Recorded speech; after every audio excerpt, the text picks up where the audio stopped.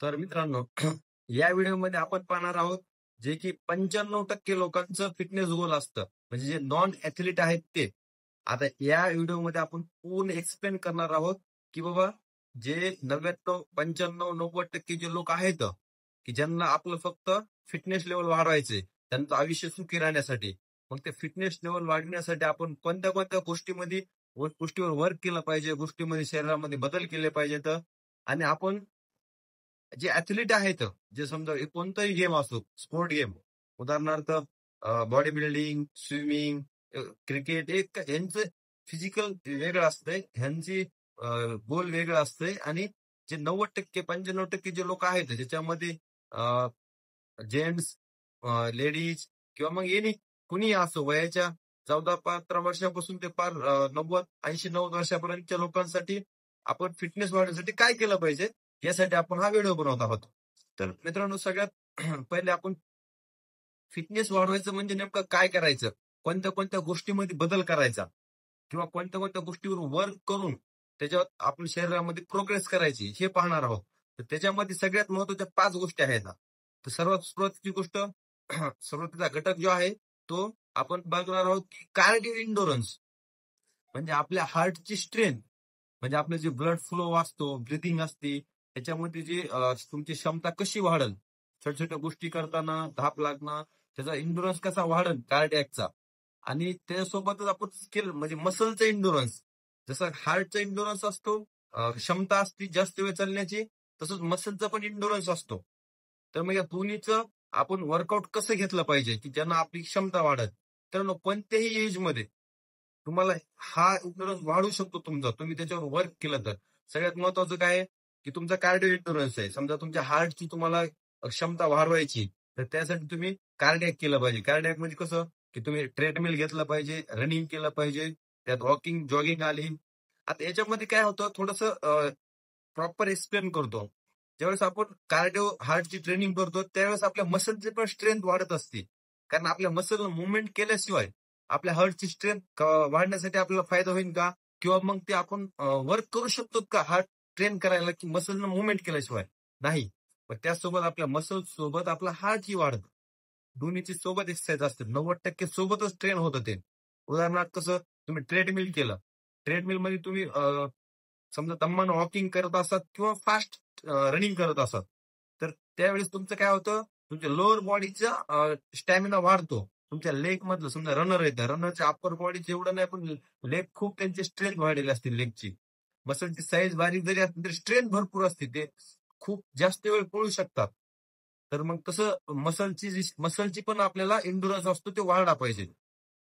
तर सगळ्यात महत्वाचं काय केलं पाहिजे की ज्यावेळेस आपण कार्डिओ करतो, आपण काय करतो, नुसते रनिंग रनिंग रनिंग नाही, अप्पर लोअर दोन्ही बॉडी घेतल्या पाहिजेत. समजा कधी तुम्ही रनिंग केली ट्रेडमिलवर किंवा रोडवर, तर दुसऱ्या वेळेस तुम्ही स्किपिंग करायला पाहिजे, स्किपिंग करू शकता. त्याच्यानंतर तुम्ही दोन्ही सोबत घ्यायचे तुम्हाला तर स्विमिंग करू शकता, किंवा मग इथं रोप वगैरे करतात, किंवा मग क्रॉसफिट असते बघा, दोन्ही सोबत करतात, म्हणजे क्रॉस ट्रेनर असते. क्रॉस ट्रेनिंग मध्ये लेग आणि अप्पर बॉडी आणि लोअर बॉडी सोबत होती. स्विमिंग मध्ये स्विमिंग करीत असताना अप्पर बॉडी लोअर बॉडी सोबत ट्रेन होती. तर असा हार्टचा आणि मसलचा दोन्हीचा सोबत आपण इंडुरन्स वाढवू शकतो. तर आपण त्याच्यानंतर तिसरा मुद्दा काय आहे की आपल्या मसलची स्ट्रेंथ वाढली पाहिजे. म्हणजे मसलची स्ट्रेंथ म्हणजे क्षमता वाढली पाहिजे, मसलची साईज वाढली पाहिजे. शरीराला आकार देणारा हा एकच घटक आहे, स्केलेटल मसल. स्केलेटल म्हणजे जो आपला मसल शरीरातला वर्कआउट केल्यानं डेव्हलप होतो, वाढतो, शरीराला एक चांगलं पोश्चर देतो, एक लुक देतो. तर त्या स्केलेटल मसल वाढण्यासाठी तुम्हाला वेट ट्रेनिंग करणं खूप महत्वाचं आहे. तर वेट ट्रेनिंग तर म्हणजे सगळ्यांनाच माहिती, वेट ट्रेनिंग करायला पाहिजे, त्यांना आपलं स्केलेटल मसल वाढतो, साईज वाढती. पण सगळ्यात महत्वाचं, तुम्हाला ज्या वेळेस तुम्ही मोठमोठ्या मसलचं वर्क करतात, एक्झाम्पल लेग, बॅक, चेस्ट, त्या मोठमोठ्या मसलचा जास्त भर द्या. त्या मसलचं वर्कआउट केल्यानंतर तुमचा जो मसलचा स्टॅमिना म्हणजे मॅक्स रेप पाहिजे त्याच्यामध्ये. जे मोठ्या मोठ्या मसल आहेत मॅक्स मध्ये 8-6 रेपिटेशन वर गेले पाहिजे तुम्ही, तर तुमची तर स्ट्रेंथ गेन होत असते. अशी तुमची स्ट्रेंथ गेन होईल, पण पाहिजे त्या लेवलला होणार नाही. त्याच्यामुळं कधी बी वेट ट्रेनिंग करताना तुमचं मॅक्स रेप पाहिजे 10च्या आतमध्ये.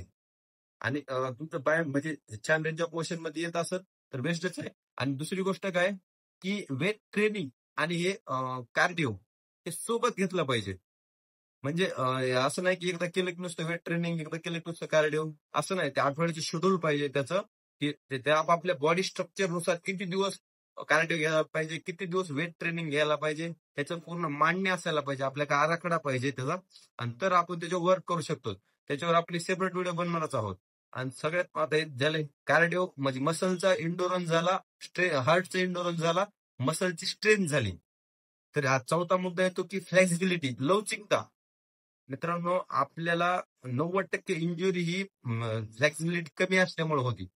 कोणाला एनीवन, गुडघ्याची इंजुरी झाली, लोअर बॅकची झाली, शोल्डर झाली, त्याच्यामध्ये जॉईंटची, लिगामेंटची आणि मसलची फ्लेक्सिबिलिटी वाढवायला पाहिजे. त्यासाठी समजा योगा तर करायलाच पाहिजे, पण वर्कआउटच्या अगोदर वॉर्मअप आणि नंतर स्ट्रेचिंग.